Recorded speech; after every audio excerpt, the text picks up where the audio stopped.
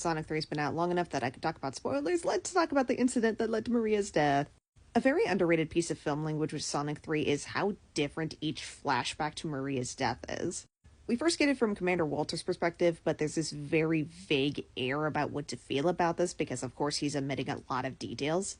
And while Commander Walter says that Shadow was too dangerous to let go, Shadow's actual body language in those scenes really suggests otherwise. Then you got that brief moment of regret when Shadow sees himself in Sonic when he is screaming for Tom to wake up.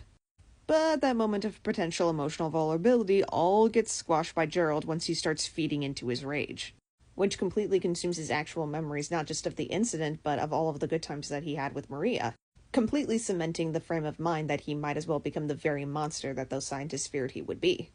Even forgetting for a moment there, Walters was actually trying to stop those soldiers from shooting at them. Which makes for great recontextualization of that first perspective that we get from Walters, that despite all of his bad judgment calls, this was something he was not proud of.